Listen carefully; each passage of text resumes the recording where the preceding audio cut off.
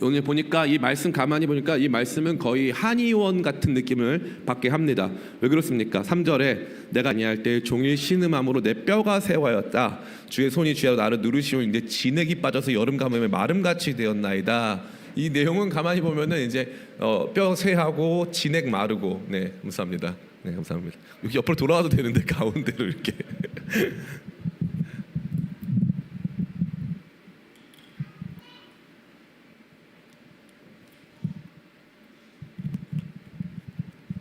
그래서 오늘 이 말씀 가만히 보면은요, 한의원에서 뭐 이렇게 진맥해주고 진단해주는 그런 내용 같은 모습이 많이 보입니다. 그런데 오늘 이 말씀은 그런 수준은 아니에요. 오늘 말씀은 따라해 볼까요? 훈계. 예, 오늘 말씀은요, 훈계하는 거예요. 그래서 여러분이 같이 읽진 않았지만 시편 32편에 표제어라는 게 있거든요. 표제어가 다윗의 마스길이라고 돼 있어요. 그 마스길이 뭐냐? 이 마스길이 교훈, 훈계 이 뜻이에요. 그러니까 오늘 말씀을 읽어 나갈 때 우리가 어떠한 분위기 속에서 이 말씀을 읽어야 하냐 하면은 다윗이 선생님이 되고 또 멘토가 되고 또 나의 카운슬러, 상담자가 돼서 내 삶을 이렇게 보여주면서 당신이 지금 뼈가 쇠하시죠? 좀 이게 진액이 마르시죠? 당신 상태가 지금 이렇고 당신이 지금 이런 모습입니다 하면서 우리에게 정말 맞춤형의 충고를 주고 우리가 정말 알아야 될 내용들을 자세히 설명해 준다라는 점으로 우리가 같이 말씀을 읽어 나갈 때 이 말씀을 보다 확실하게 얻게 되는 것입니다. 그러한 마음을 가지고 갔을 때 이 말씀 전체의 주제는 따라해 볼까요? 항복이에요. 항복.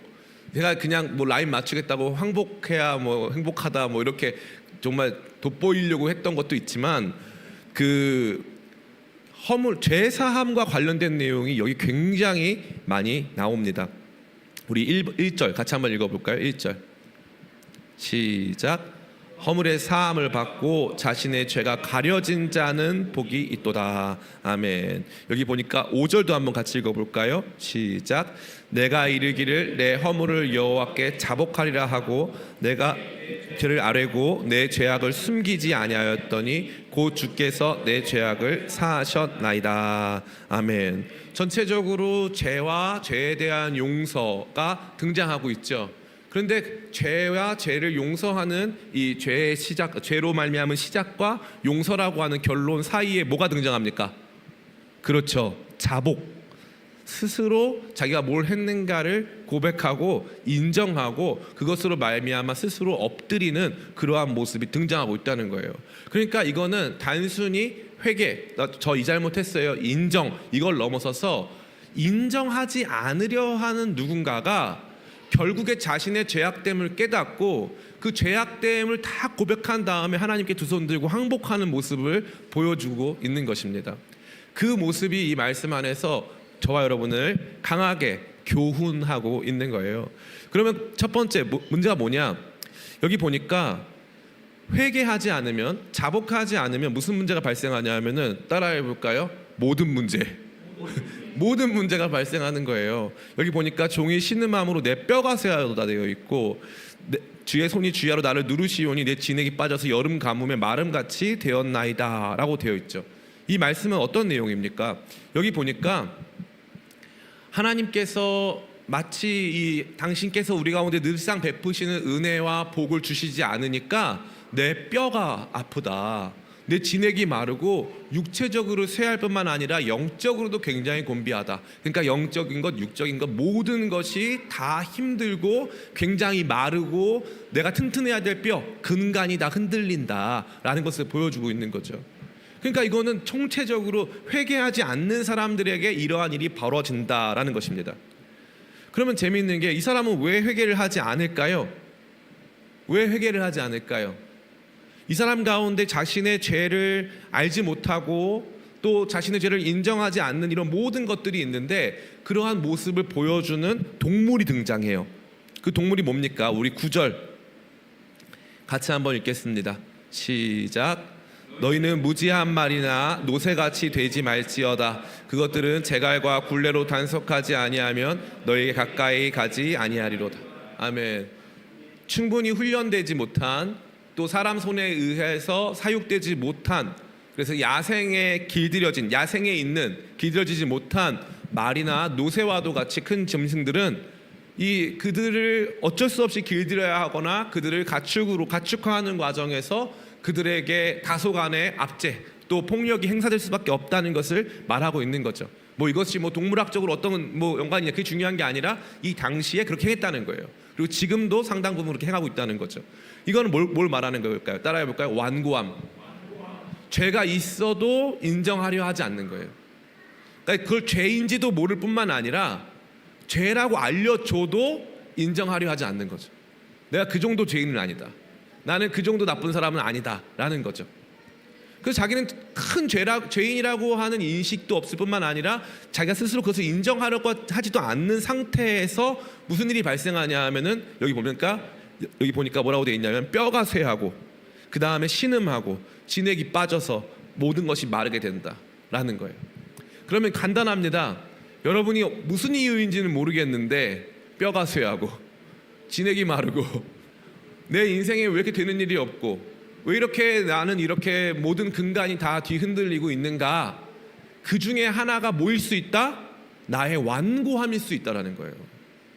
내가 죄인이라는 것을 인정하지 아니하고 주님 앞에 충분히 엎드리지 못하는, 주님 앞에 길들여지고자 하지 않은 주님의 방식, 주님의 법, 주님께서 가고자 하시는 그 길이 아닌 나의 방식, 나의 법, 내가 가고자 하는 길로만 가고 싶어하는 완고함이 있을 수 있다는 거예요. 그러니까 이 말은 뭐라고 그랬어요? 다윗이 책망하는 겁니까? 아니에요. 잘 보셔야 돼요. 이 말은 야 너 회개해 이거 아니에요. 그 뜻이 아니라 다윗이 아주 탁월한 선생님이에요. 내가 보니까 나 옛날에 그때 이제 회개를 안 했더니 뼈가 쇠하고 진액이 다 마르더라. 혹시 넌 그런 일은 없니? 약간 이런 식으로 해서 물어보는 거예요. 혹시 힘들지 않든?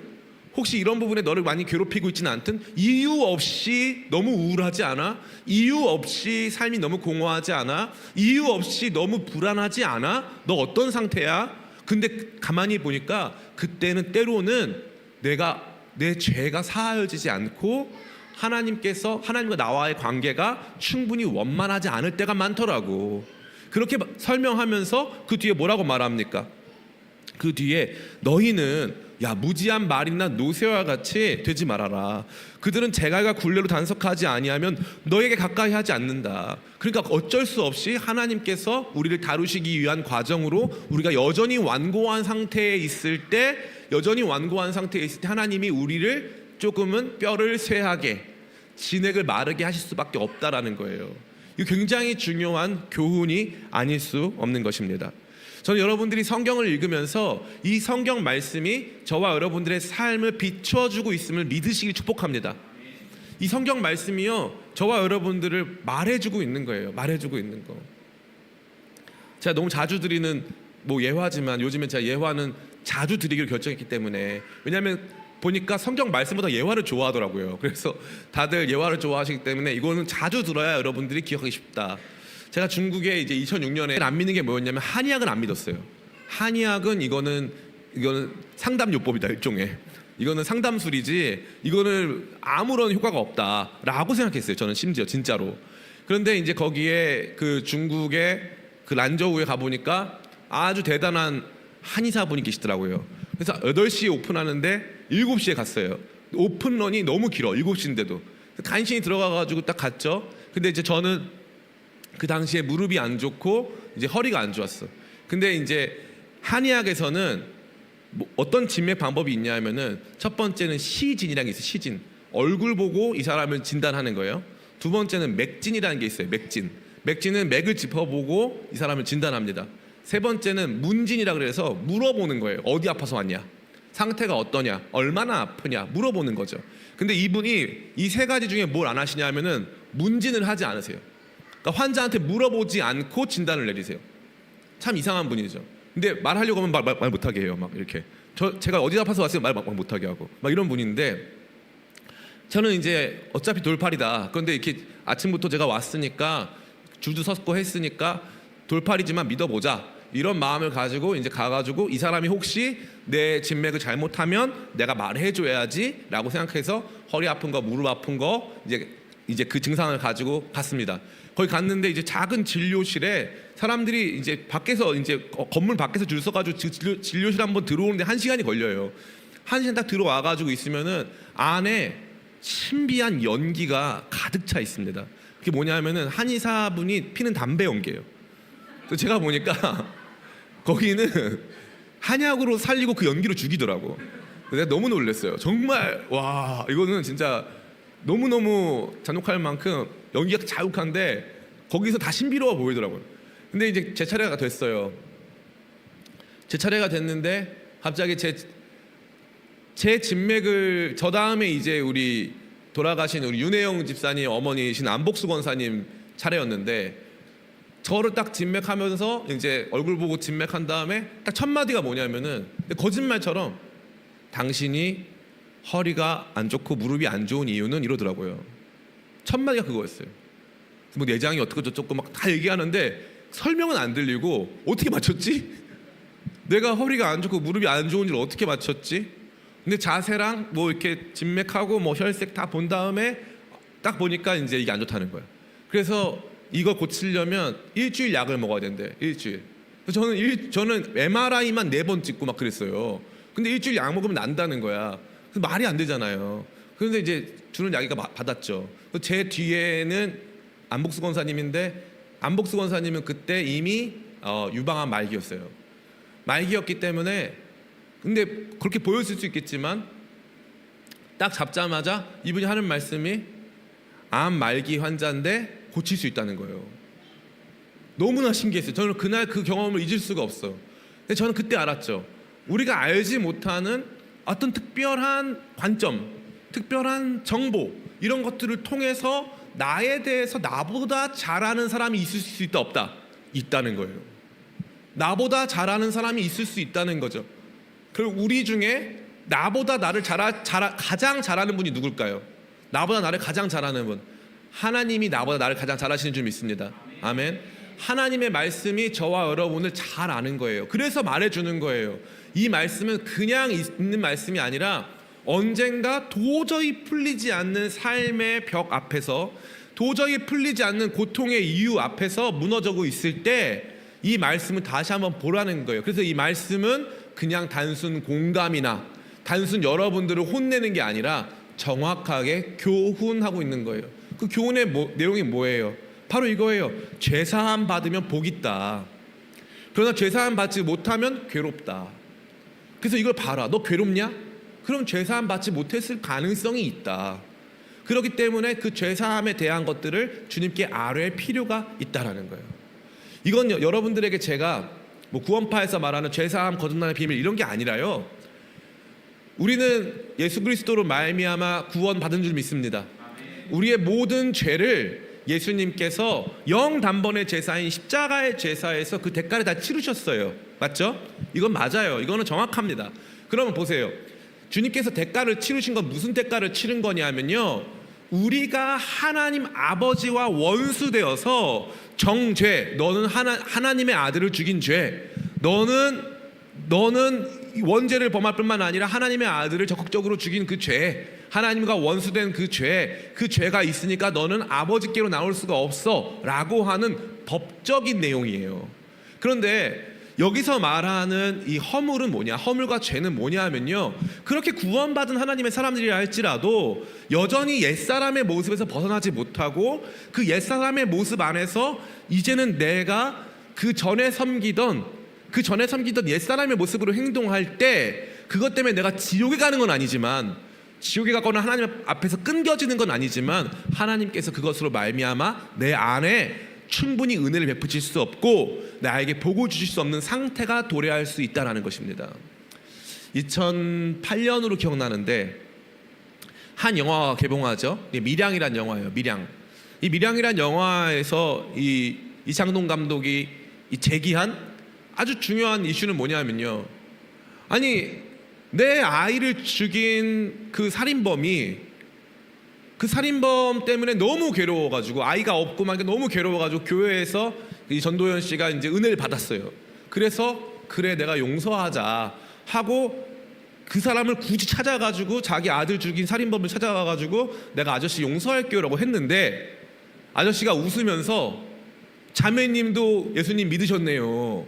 너무 다행입니다. 저는 이미 예수님께 구원을 받았어요. 죄사함을 받았어요. 그러니까 이제 이 애엄마가 이걸 납득이 안 된다는 거예요. 내가 용서를 안 했는데 왜 하나님이 그걸 용서하시냐라는 거죠. 사람들이 이걸 굉장히 단편적으로 이해합니다. 잘 들으셔야 돼요. 여러분, 죄와 관련된 얘기는 잘 들으셔야 됩니다. 우리는요, 그 어떠한 죄악을 저질렀더라도 구원받습니다. 구원은 받아요. 그러나 여러분이 이 땅에서 범한 죄악은요, 이 땅에서 반드시 그 대가를 치릅니다. 반드시 치러요. 그러니까 우리가 생각했을 때 그 사람에게 원래 받아야 할 대가가 이루어지지 않았고 이 사람은 행복하고 편안한 상태가 되었다. 아니에요. 아닙니다. 반드시 대가의 지불이 이루어지는 거예요. 이거 여러분에게 적용해 볼게요. 여러분이 어떤 잘못을 저질러도 여러분의 구원은 취소되지 않습니다. 왜냐하면 예수님께서 여러분의 모든 죄를 사하여 주셨기 때문에. 그러나 여러분이 죄를 짓잖아요. 그럼 죄의 정도와 무게에 따라서 하나님께서 자신의 자녀임에도 불구하고 예수 그리스도 안에서 용서하셨음에도 불구하고 여러분의 죄악에 따라 이 땅에서 고통과 어려움을 받도록 하십니다. 이게 죄에 대한 가장 완벽한 정리예요. 그래서 자만히 보면요, 하나님 다윗을 사랑하셨습니까? 안 사랑하셨습니까? 사랑하셨어요. 하나님 다윗을 사랑하셨는데 다윗의 삶은 평탄했나요? 평탄하지 않았나요? 평탄하지 않았어요. 그럼 다윗이 왜 평탄하지 않았을까요? 다윗이 어떤 범죄를 제일 많이 저질렀습니까? 다윗은요, 원래 하나님께서 허용하신 내용들이 있는데 그 중에 하나, 하지 말라고 하신 내용이 있는데 그 중에 하나 뭐냐면, 왕은 아내를 많이 얻어서는 안 돼요. 다윗이 솔로몬보단 아니지만 다윗이 아내를 너무나도 많이 얻었어요. 그래서 무슨 문제가 발생했냐면은, 여러 아빠는 같은데 엄마가 다른 자녀들이 생겨났죠. 그러니까 이복 동생들이 생겨난 거예요. 근데 거기에 암논이라고 하는 큰아들이 있는데, 이 암논이라고 하는 큰아들이 다말이라고 하는 이복 누이를 범합니다. 범해서, 그래서 다말은 그래도 어떻게 이렇게 저거지만 이루어졌으니 사랑을 하고 싶어 했어요. 근데 암논이 자기 이복 누이였던 다말을 범하고 나서 그녀를 즉시 싫어합니다. 그러니까 다말이 거의 죽고 싶은 거예요. 그러니까 어떻게 하냐면 다말의 오빠였던 압살롬이 암논을 죽입니다. 잘 보세요. 이 누구네 집에서 일어난 거예요? 다윗의 집에서 일어난 거예요. 그럼 다윗은 이걸 봤을까 못 봤을까? 봤죠. 그럼 보세요. 자기 아들은요, 한 명만 죽은 게 아니에요. 지금 자기 딸이 강간을 당했고요, 자기 아들, 큰아들은 죽었습니다. 압살롬은요, 나중에 칼을 달고 있다가 나중에 반역을 일으키죠. 반역을 일으켜서 압살롬이요, 백주대낮에 다윗의 첩들과 동침을 합니다. 그리고 나서 그럼에도 불구하고 다윗이 압살롬을 살리려고 엄청 애를 썼어요. 그런데 요압이 압살롬을 죽여버려요. 누구네 집에서 일어난 일이라고요? 다윗의 집에서. 다윗에게 당신의 인생은 행복했습니까? 저는 주님의 은혜로 구원을 받았지만 제 삶은 그리 행복하지 않았습니다. 그리고 나서 무슨 일이 벌어집니까? 이제 이 밧세바, 물론 그 전에 벌어진 일이지만 이 밧세바 사건으로 말미암아 또 태어나요. 또 죽었어요. 사람들한테 모진 비난을 많이 받았습니다. 이 땅에서요, 완벽하게 칭찬만 받을 수는 없어요. 완벽하게 끝한 삶을 살 수는 없습니다. 우리가 하나님 앞에 범죄했을 때 하나님은 이 땅에서 그 죄에 대한 대가와 그 죄에 대한 우리가 마땅히 받아야 될 고통을 받게끔 하시는 거예요. 이거를 모르니까 무슨 문제 발생하냐면 이거예요. 나는 예수님 잘 믿는데 왜 내가 고통당하지? 이러고 있는 거예요. 그러니까 억울한 거예요. 아니, 예수님이 내 죄 사하셨다면서요, 왜 고통은 남겼냐고요. 죄는 사했어. 그러나 그 죄 하나님 아버지께 지은 죄 말고 너 때문에 힘들고 사람들 아프게 됐던 거는 반드시 네가 그것에 대해서는 갚아야 돼, 이거예요. 구약율법에 따르면은요, 양을 한 마리를 훔쳐요. 그럼 몇 마리로 갚아야 됩니까? 예, 한 마리 훔치면은요 5마리로 갚아야 돼요. 갚아야 됩니다. 그리고 나서 제사 드릴 수 있어요. 그 제사법의 핵심이 뭐냐면요, 네가 재물을 드리려고 왔는데 형제에게 책망받을 만한 것이 생각나거든 먼저 형제한테 가서 책망을 풀고 오라 이거예요. 안 그러면 안 받겠다 이거죠. 이게 너무나 중요한 거예요. 우리가 일상을 살아가면서 누군가한테 막 험한 말하고 욕하고 때리고 막 괴롭히고 사람들 미워하고 하는 그 모든 거 있죠. 그게 여러분에게 고통으로 다가온다고요. 고통으로. 그거를 모르니까, 그 신비를 모르기 때문에 우리의 육체와 영혼의 이 고통의 시스템이 실상 내 죄로 인한 것들이 상당히 많다라고 하는 것을 모르기 때문에 죄에 대해서 둔감하고 이 고통 안에서 계속 머물게 되는 것입니다. 제가 개인적으로 굉장히 좋아하는 영화가, 이제 다 아시겠지만 영화 대부라는 영화를 엄청 좋아해요. 그 대부는 깡패 영화가 아니에요.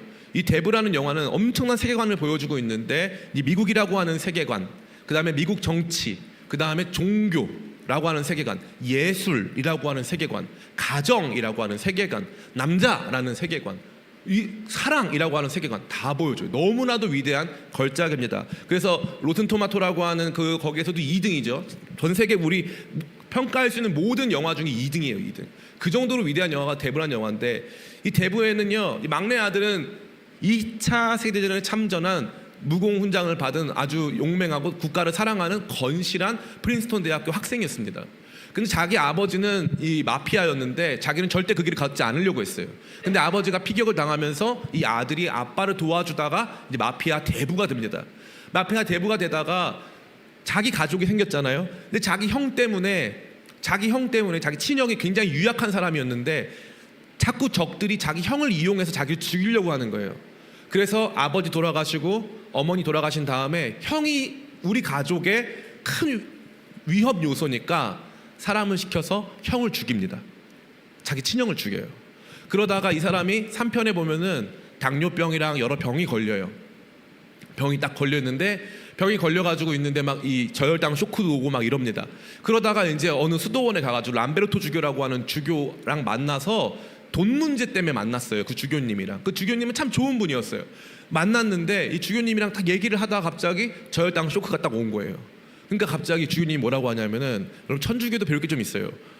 이 추기경, 람베르토 추기경이 뭐라고 하냐면은, 혹시 최근에 당신 천주교 신자니까 최근에 고해성사, 즉 우리로 치면은 회개한 적 있냐는 거예요.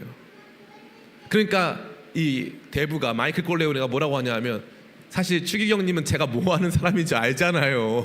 제가 회개하면 감당 안 되시잖아요. 제가 고해성사하면 경찰에 더 신고하실 거잖아요. 그러니까 추기경님이 그건 한번 두고 보자, 한번 나한테 고백이나 해보라 그러는 거예요. 고백이나 해봐라. 그 장면이 그 영화 대부 3편의 백미 중에 백미예요. 거기서 회개 기도를 하는 거예요. 마이클 콜레오네가. 여러분 나중에 꼭 보세요. 회개 기도를 하는 거예요. 나는 우리 아내를 배신했습니다. 나는 살인을 저질렀습니다.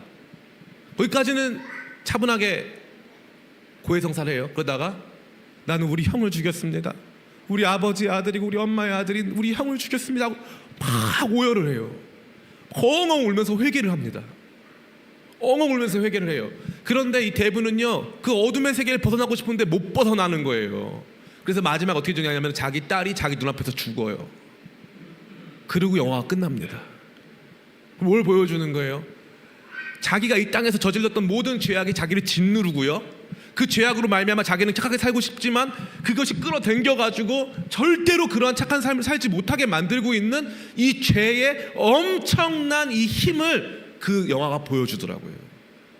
정말 제가 나중에 이 영화 읽어주는 남자 한번 하고 싶어요. 진짜 여러분이 대부라는 영화는 보통 영화 아니에요. 정말 거의 크리스찬 뮤비 수준입니다. 정말로 너무나도 좋은 영화입니다. 이거 제가 뭘 말씀드리고 싶은 거예요. 오늘날 살아가는 많은 크리스찬들이요, 막 마음의 우울과 공허와 목사님 제가 이런 상태고 저런 상태고 막 얘기를 해요. 그런데 정작 내 죄 때문에 이런 일이 발생할 수 있었겠다라고 하는 생각을 거의 못해요. 이런 부분이 하나님 앞에서 내가 조금 온전치 못했고, 사실 이것 때문에 아파하는 사람들이 분명히 있었고 하는 것들을 본인이 알지 못한다는 거죠.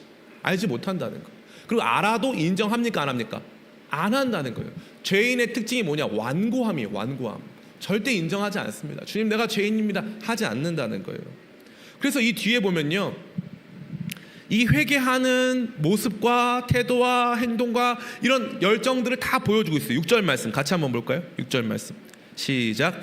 이로 말미암아 모든 경건한 자를 주를 만날 기회를 얻어서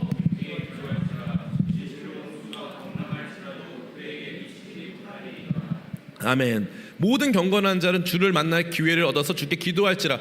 그럼 이 기도는 뭘까요? 회개 기도를 말하는 거예요. 그냥 기도가 아니라 회개 기도. 회개 기도하면은 내 죄가 드러나고 내가 그 죄를 저지른 사람이 되니까 내가 더 안 좋은 불이익을 받지 않을까? 아니라는 거예요. 뭐라고 되어 있습니까?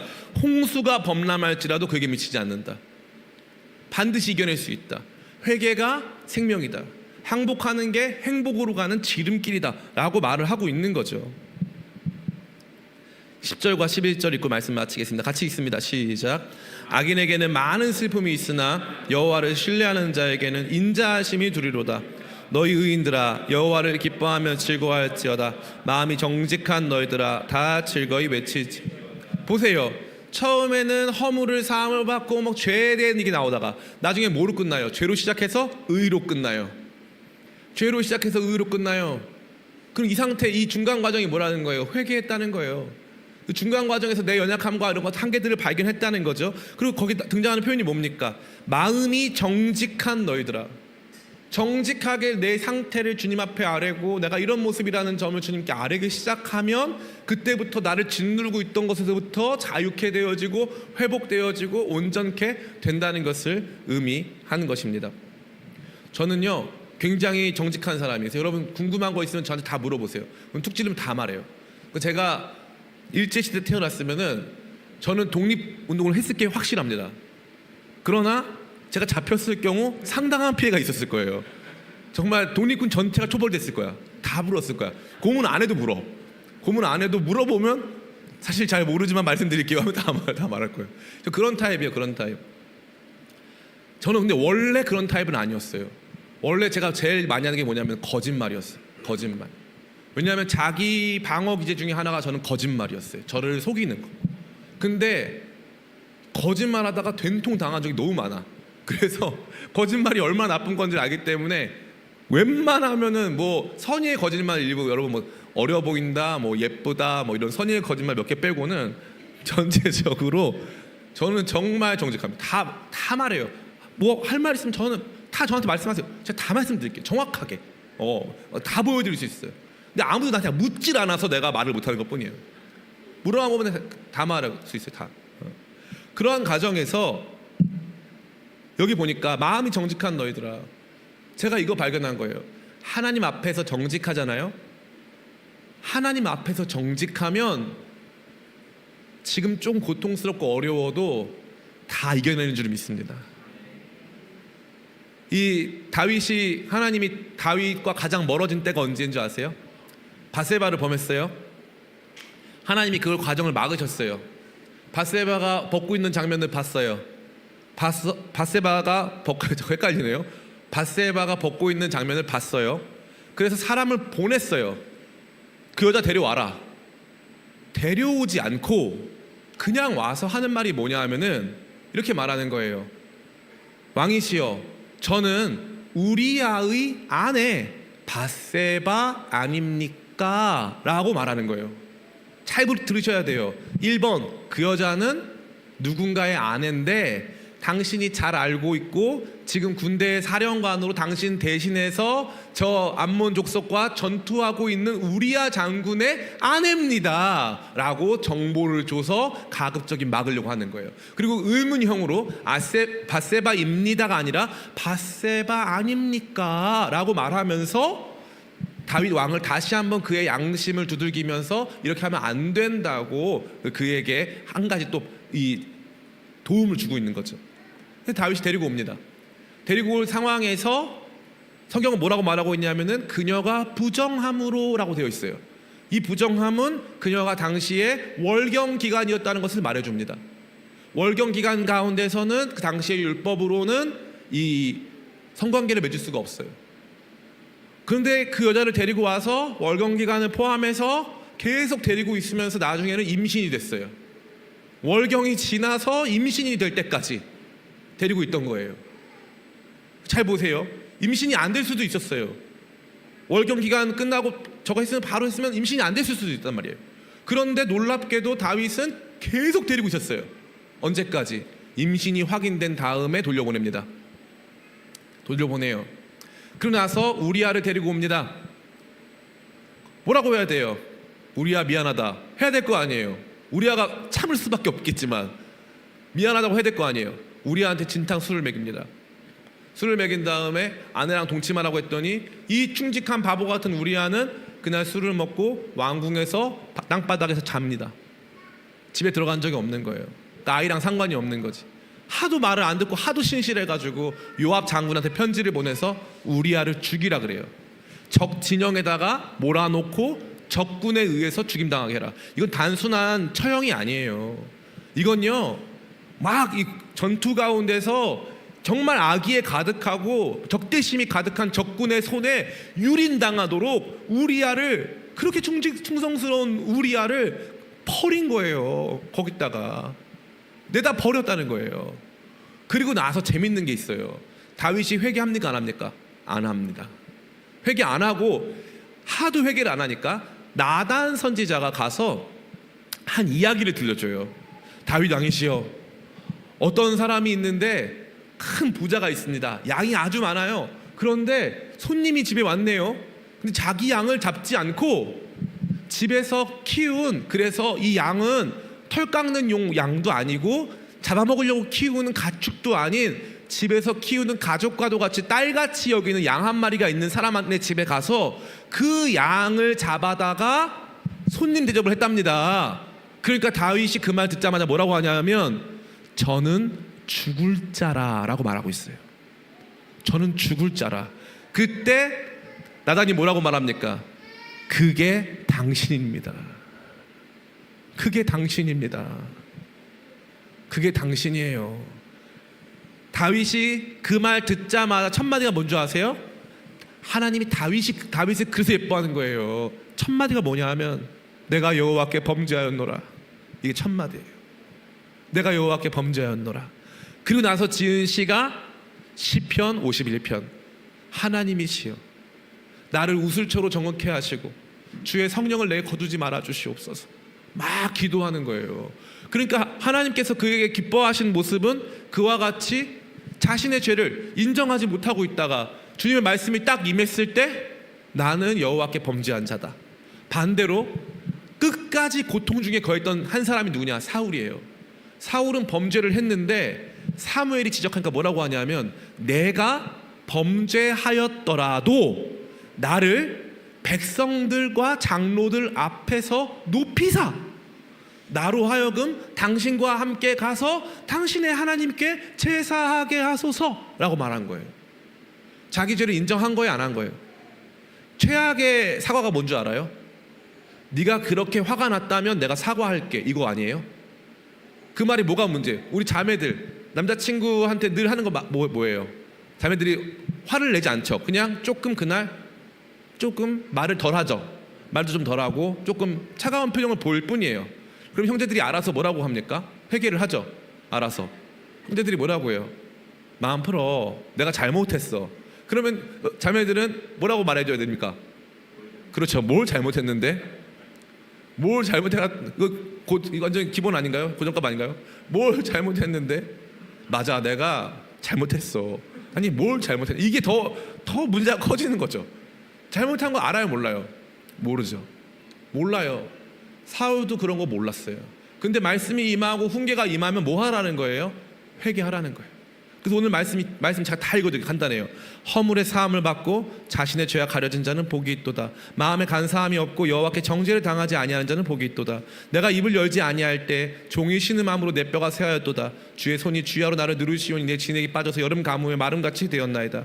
내가 이르기를 내 허물을 여호와께 자복하리라고 주께 내 죄를 아뢰고 내 죄악을 숨기지 아니하였더니 곧 주께서 내 죄악을 사하셨나이다. 아멘.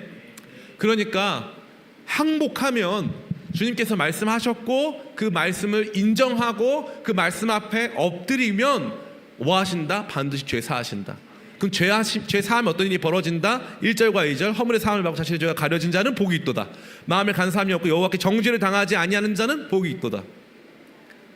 죄가 없는 자가 복이 있다고 그랬어요? 아니에요. 사함을 받은 자가 복이 있다고 그랬어요. 따라해볼까요? 우리는 다 죄인입니다. 우리는 다 죄인이에요. 다 죄인입니다. 우리 형제 자매들에게, 배우자에게, 자녀들에게, 주변 사람들에게 얼마나 많은 상처를 주고 살아갑니까? 그러한 가운데서 우리가 그것을 깨닫고 회개하고 돌이키고 하나님께 아뢰면 하나님께서는 우리의 죄를 사하실 준비가 됐다는 거예요. 그럼 뭐가 문제냐? 딱 이거 한 가지예요. 딱 이거 한 가지. 다른 게 아니라 딱 이거 한 가지. 뭡니까? 항복하지 않는 거예요. 다시 말해서 회개 그 자체를 하지 않는 것이 가장 큰 비극이라는 거예요.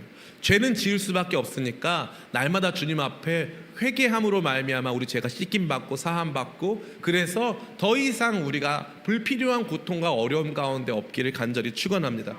최근에 제가 우리 교회에서 했는지 어디서 했는지 기억이 안 나는데 기도 응답 관련해서 그 얘기 한 것 같은데, 기도 응답을 받고자 하는 사람이 꼭 해야 될 게 뭐냐? 기도를 해야 된다. 기도를 해야 응답을 받지. 제가 그 말 꼭 드리거든요. 이게 그냥 드리는 말씀이 아니에요. 웃기려고 드리는 말씀이 아니에요. 기도 응답은요, 기도한 사람이 받는 거예요. 기도를 안 했는데 어떻게 응답을 받습니까? 똑같아요. 죄사함은요, 회개한 사람이 받는 게 죄사함이에요. 사과를 안 했는데 어떻게 용서를 할 수가 있어요? 여러분 나중에도요, 이거 굉장히 중요한 건데요, 사과 안 한 사람들을 마음으로 용서하는 건 오케이. 그러나 사과 안 한 사람들에게 가서 그 사람들에게 죄사함을 선포하진 마세요. 성경에 그런 건 없어요. 그런 건 없습니다. 누군가 나한테 피해를 끼쳤어요. 내가 마음으로 보내준 건 오케이. 그러나 그 사람이 나한테 사과를 하면 사과를 받아주는 거지, 먼저 가서 너가 나 사과하지 않아도 내가 너 용서해 줄게, 이건 있다 없다? 없다는 거예요. 없다. 예수님도 마찬가지 아닙니까? 먼저 오셔서 우리 죄를 씻어주신 건 맞아요. 그러나 그 죄사함의 은혜를 받기 위해서는 어떻게 해야 됩니까? 십자가 앞으로 나와서 자신의 죄를 주님 앞에 고백하고 예수님의 의를 덧입어야 될 거 아니에요. 그러니까 너무나 중요한 거예요. 주님 앞에 죄사함을 받을 때 마음을 다하여서 주님 앞에 스스로 항복하고 완고한 마음 내려놓고, 주님께서 말씀 주실 때 주님 내가 죄인입니다 고백하며 나아가면 주님께서 저와 여러분에게 항복을 기억도 나게 하지 않는 거룩한 행복으로 함께 하실 줄을 믿습니다. 그래서 저와 여러분 모두 수시로 회개하고 또 회개가 일상이 되고 회개가 기쁨이 되어지는 저와 여러분 다 되시기를 예수님의 이름으로 축원합니다.